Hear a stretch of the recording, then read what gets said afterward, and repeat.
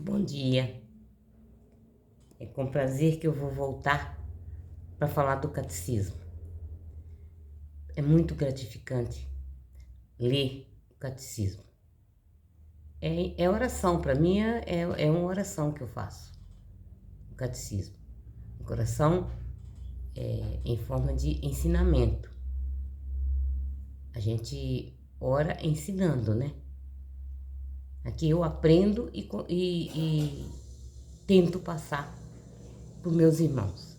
É com fé que eu faço isso, com muita fé.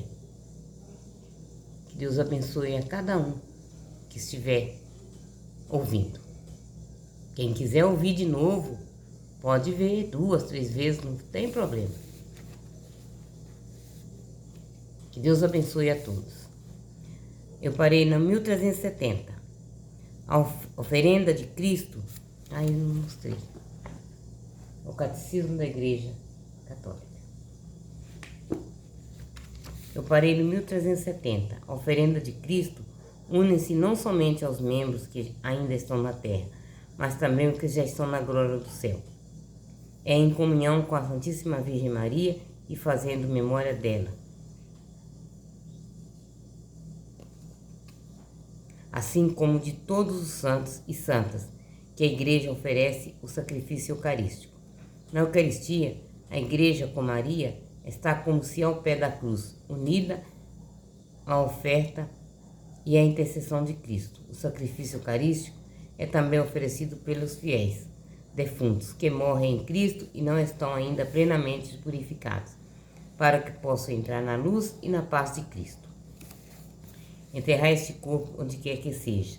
Não tenhais nenhuma preocupação por ele. Tudo que vos peço é que vos lembrei de mim no altar do Senhor, onde quer que eu estejais. Em seguida, na anáfora, oramos pelos santos padres e bispos que faleceram, e em geral por todos que adormecem antes de nós, acreditando que haverá muito grande benefício para as almas, em favor dos quais a súplica é oferecida, enquanto se encontra presente a santa e tão temível vítima. Ao apresentarmos a Deus nossas súplicas pelos que adormeceram, ainda que fossem pecadores, nós apresentamos o Cristo imolado por nosso pecado, tornando propício para eles e para nós o Deus amigo dos homens. Santo Agostinho resumiu admiravelmente essa doutrina que nos impulsiona a uma participação cada vez mais completa no sacrifício de nosso Redentor, que celebramos na Eucaristia.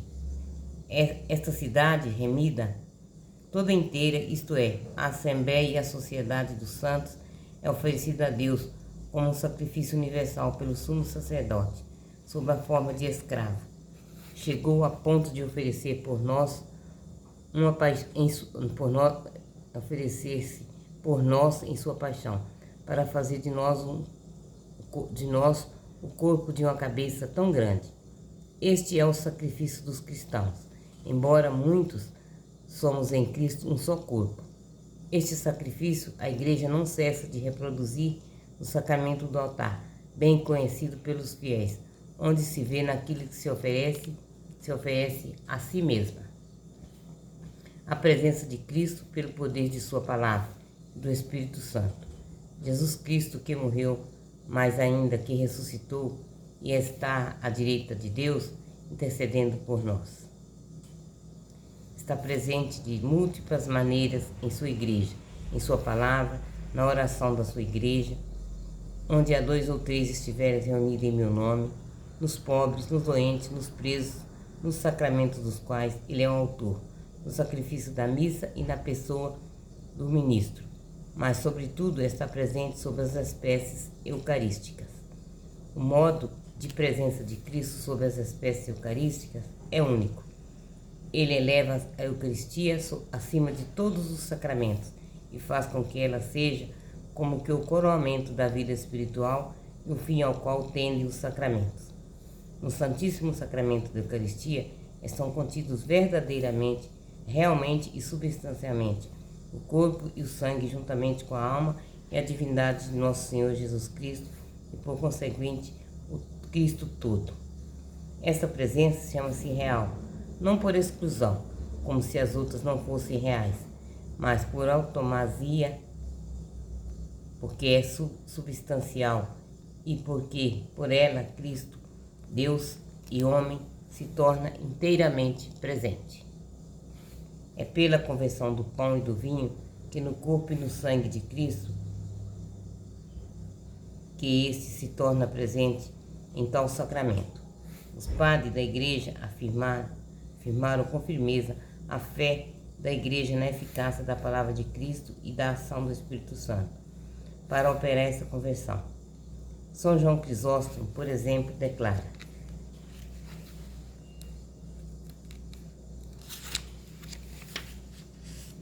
não é o homem que faz com que as coisas oferecidas se tornem corpo e sangue de Cristo, mas o próprio Cristo, que foi crucificado por nós. O sacerdote, figura de Cristo, pronuncia essas palavras, mas sua eficácia e a graça são de Deus.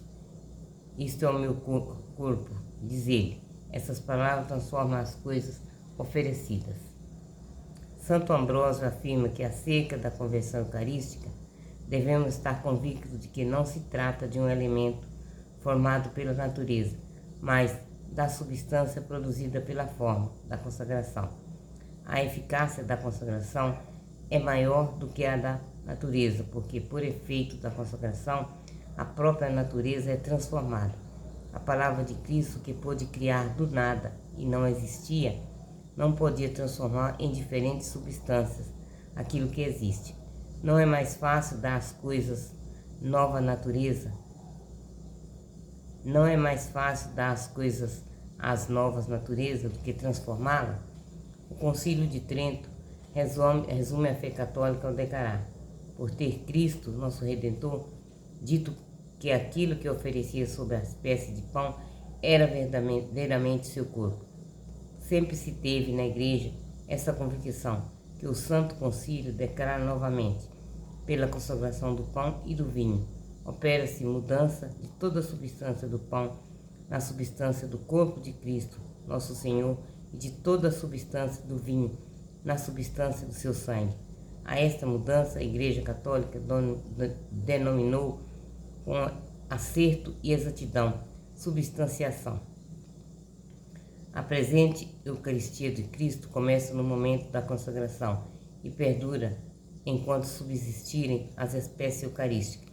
Cristo está presente inteiro em cada uma das espécies, inteiro em cada uma de suas partes, de maneira que a fração do pão não divide o Cristo.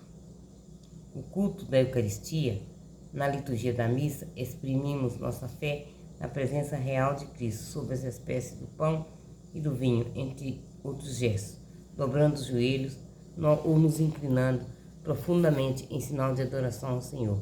A Igreja Católica professa a fé, este culto de adoração, que é devido ao sacramento da Eucaristia, não somente durante a missa, mas também fora de sua celebração, conservando com o máximo cuidado as hóstias consagradas, as apresentando para a solene veneração dos fiéis cristãos, as levando em procissão para a alegria na comunidade cristã.